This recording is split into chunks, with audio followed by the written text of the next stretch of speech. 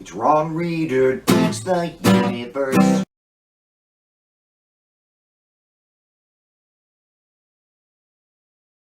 I'm Ron Reader, and this is Ron Reader Digs the Universe. And tonight, abortion and the rape and incest exception. I ended part one of this three-part series last week on abortion, stressing the need to explore the pro-life movement's true motivations because their ostensible motivation, the Bible, isn't really a motivation at all because the pro-life position is simply not biblical at all.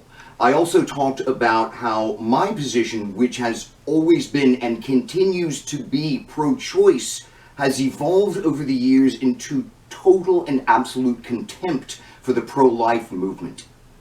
For instance, the rape and incest exception to abortion bans, which is clearly the majority pro-life position, maybe some 2/3 of the movement overall.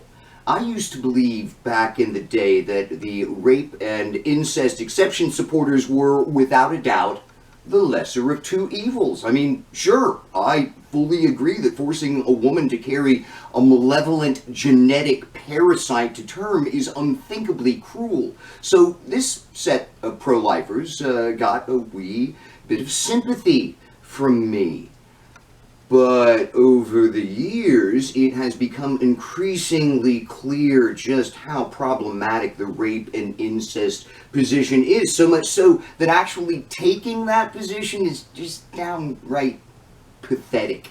Not the lesser of two evils at all, just, slightly more full of shit. Think about it this way. If you are pro-life, you think abortion is murder.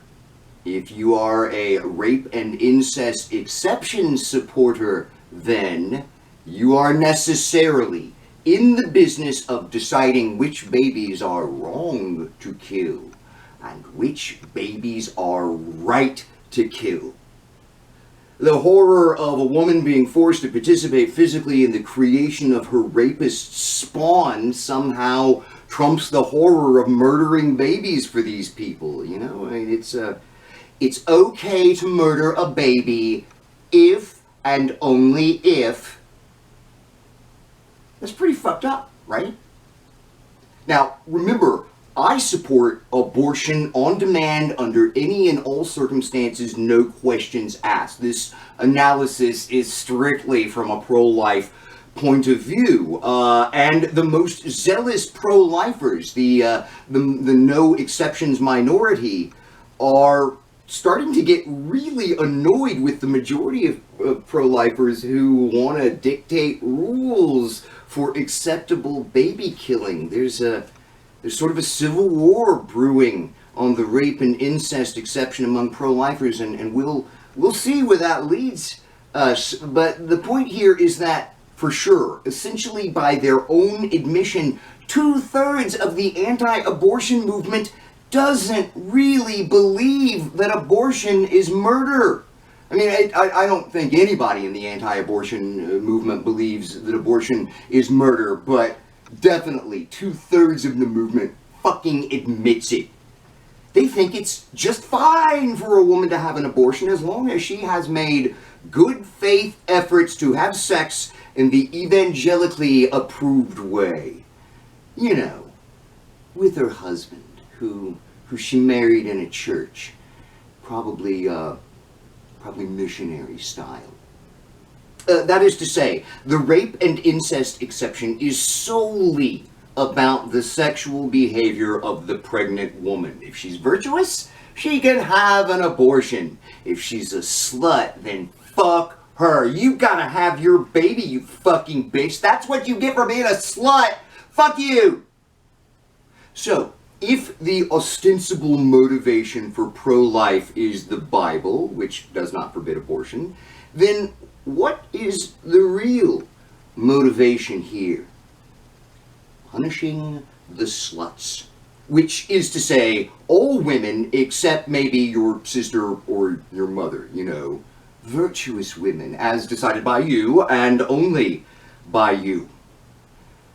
I don't think the word sexist can possibly get the gravity of how horrifying this all is. It is truly monstrous, a gigantic game of psychological and cultural three-card Monty, a massive projection of the perpetually wounded evangelical male psyche, which must always punish and control women in order to soothe its self-loathing.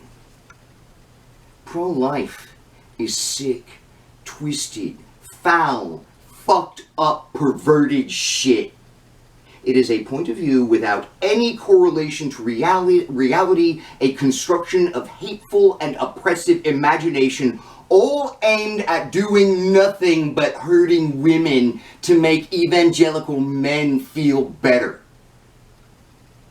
Pro-life is a cancer on this nation.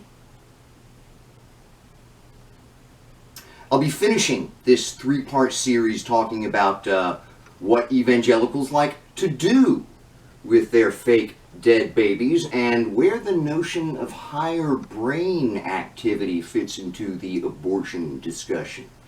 That's all going to be in part 3. I'm Ron Reeder, and this has been Ron Reeder Digs the Universe. Join me, Ron Reeder, again next week for another episode of Ron Reeder Digs the Universe.